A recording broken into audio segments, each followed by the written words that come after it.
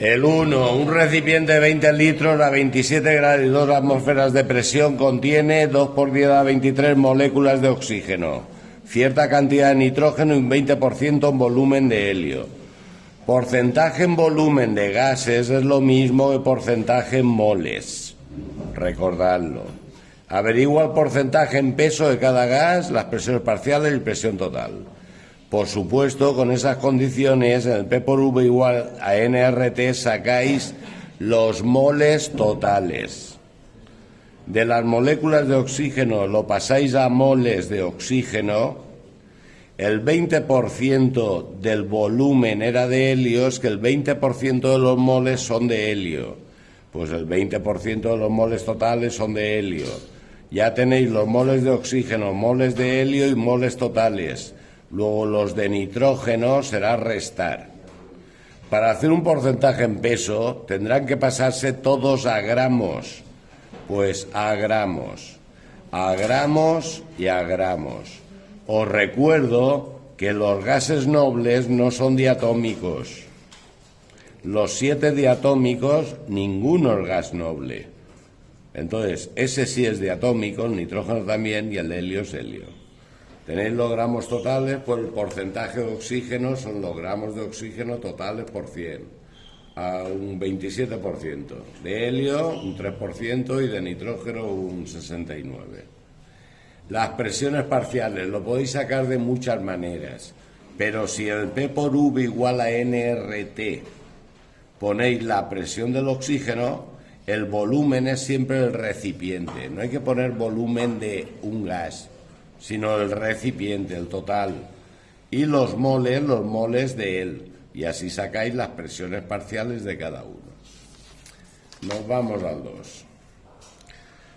Disolvemos 100 gramos de hidróxido sódico, la fórmula química es el soluto, en agua, el disolvente es agua, hasta obtener 550 mililitros de disolución, cuya densidad es 1,2 gramos mililitro. Calcula molaridad y molalidad. Por supuesto, los 550 mililitros, gracias a la densidad, saco que son 660 gramos de disolución. Si le resto los 100 gramos del soluto que habéis puesto, es que hay 560 gramos de agua. Luego la molaridad, los 100, el peso molecular y el volumen en litros. Y la molalidad, el 100, el peso molecular, los kilos de agua. El apartado B. Para el apartado B podéis decir que la disolución original, todo lo que habéis calculado os sirve. Ahí podréis decir que yo tengo 100 gramos de soluto, cada 560 de disolvente, que forma un total de 660 de disolución, que el volumen es de 550 mililitros de disolución, cuya molaridad es lo que calculé antes, cuya molalidad es lo que calculé antes, para poder usar lo que me apetezca. Y os dicen claramente, tomamos 100 mililitros de esta disolución, de esta se toman 100 mililitros, y se añade agua hasta los 500 mililitros, se añade agua hasta 500 mililitros. Por supuesto, si suponemos los volúmenes aditivos, eso significa que 100 de mi disolución original, para llegar a 500, es que he puesto 400 de agua, cuya densidad es 1, luego sabéis que habéis añadido 400 gramos de agua. ¿Qué más? Yo he metido 100 mililitros de la disolución original. ¿Y qué quiero calcular? ¿Cuánta agua aporta esta disolución para sumarle a los 400? Pues ¿cuánta agua será?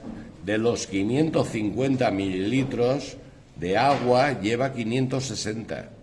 Pues de los 550 de agua, 560. Ya tengo el agua que aportó este, más 400 de este, 501,8 gramos de agua. ¿Qué piden? Molaridad, pues ¿cuánto soluto hay? El que yo he puesto aquí, de esos 100 mililitros, ¿qué proporción hay de soluto? Cada 550 mililitros, 100 son de soluto. Es el soluto. Pues soluto, peso molecular, volumen en litros de esto. Ya está. Y la molalidad, pues el soluto, peso molecular, kilos de agua, eso, la suma total, me lo ha hecho 3 a kilos. Apartado C. ¿Cómo fabricar a partir de la disolución original, que aquí os he vuelto a poner todas las relaciones que conozco, a partir de esta, fabricar 100 mililitros 0,5 molar? Si queréis fabricar 100 mililitros 0,5 molar, tenéis que saber qué hay que tomar de esta. Y al ser una disolución, lo que hay que contestar es volumen de esta disolución que hay que tomar. Podéis decir, aquí el soluto viene de esta. En estos 100 mililitros, como es 0,5 molar, cada 1000 mililitros lleva 0,5 moles de soluto. De mol de soluto lo pasáis a gramos de soluto y ahora ese soluto viene de aquí. Luego el último factor es, esta tiene 100 gramos de soluto, ¿cada qué? Cada 550 mililitros de esa disolución que yo tome. Eso me da 11 mililitros de esta disolución que debo de tomar. Pues se toman 11 mililitros pipeteados y se ponen en un matraz aforado, esos que eran redonditos bajo y llevan solo una rayita. Y llevan el volumen, que es de 100 mililitros. Pone 100 mililitros, se echa agua hasta la raya, se cierra y se agita. El 3, bueno, el 3 que era un poco complicadillo. Dice, dada la reacción, por supuesto se ajusta antes de leer. Al poner en contacto 20 gramos de un mineral que contiene el 80% de riqueza de aluminio con 100 mililitros de clorhídrico, el 20% en peso y densidad 1,1, calcula cuántos gramos de mineral sobran y qué volumen de disolución sobra. Está claro que tengo datos de los dos reactivos. El problema es de reactivo limitante.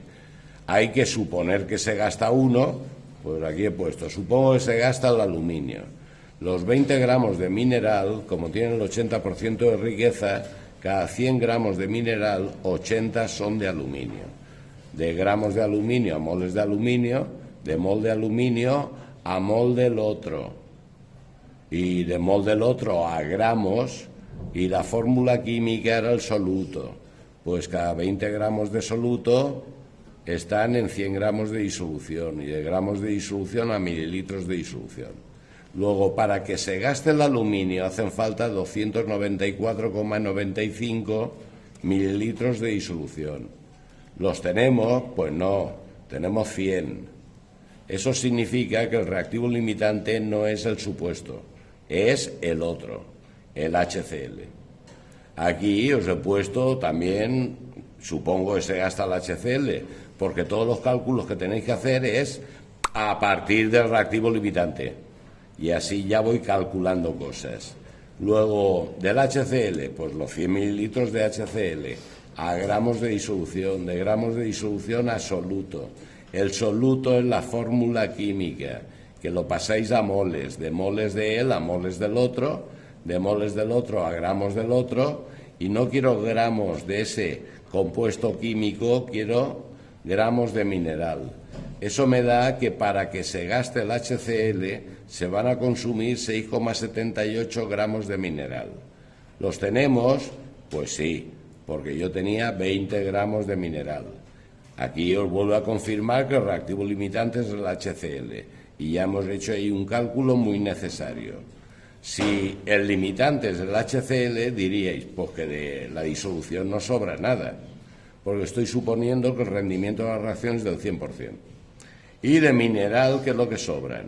Pues los 20 que me decían que tenía, menos los que he calculado que se consumen. Vale. Ahora, el apartado B es un poco más complejo. El apartado B dice, si se han obtenido 8 gramos de cloruro alumínico, por supuesto con los datos que tenía de antes. Entonces, me dan la cantidad que se obtiene un producto. Pues hay que calcular el rendimiento de reacción. Calculamos los gramos que se obtendrían si la reacción funcionara al 100%. ¿Cómo? Partiendo del reactivo limitante. Luego, no quiero mililitros de disolución a gramos de disolución, de gramos de disolución a gramos de soluto, que es la fórmula química.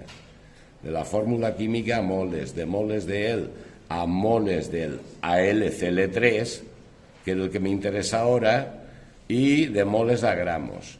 Me salen que si la reacción fuera perfecta, se obtendrían 26,82 gramos de AlCl3. Luego, el rendimiento de la reacción, que es lo obtenido partido de lo teórico por 100, sería los 8 que siempre me dicen los obtenidos, que lo dice ahí. Los teóricos son los que se calculan por factores y por 100. Eso significa que la reacción funciona al 29,83%. Lo que me están pidiendo que calcule, litros de hidrógeno. Pues partiendo del reactivo limitante llego hasta los moles de hidrógeno, el P por V igual en RT, saco los litros si la reacción fuera al 100%. Y como el rendimiento es del 29,83, pues me da 4,48 litros. Ahora, también me están pidiendo las cantidades de mineral y de disolución que queda tras la reacción si el recipiente es cerrado y no hay reacciones competitivas. Eso significa que si el rendimiento de la reacción es ese, el 70,17% de los reactivos no reaccionarán.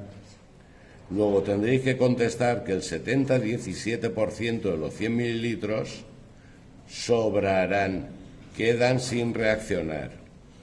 Y el 70,17% de los necesarios que habíamos calculado antes, pues tampoco reaccionarán. Luego 4,76 gramos de mineral quedan sin reaccionar, de los 6,78 que en teoría reaccionarían. Luego, ¿qué es lo que quedan? Pues quedan la suma, es decir, casi 18. Y el 4, que ya era facilito. Dice, los caramelos sin azúcar contienen sorbitol. Es un edulcorante y me dan ya la masa molar, la masa del mol. Un mol, 182 gramos. El peso molecular, pues 182 UMAS. Está formado por carbono, hidrógeno y oxígeno. En la combustión de esa cantidad se producen tanto de CO2 y tanto de agua. Pues os dije que el CO2, calculáis cuánto carbono tiene y es el carbono que tenía mi muestra. Esos 1,991 gramos. A su vez, del agua calculáis cuánto hidrógeno tiene. La fórmula del agua es H2O. Y voy a calcular gramos de hidrógeno, del elemento hidrógeno. Cada 18 de agua, de hidrógeno, lleva 2. Y eso es de elemento. Aquí nunca se pone un 2. Nunca. Todos de elemento. Luego, los gramos de oxígeno son los gramos de compuesto menos lo que he calculado de carbono y menos lo que he calculado de hidrógeno. Ahí tenéis gramos de oxígeno.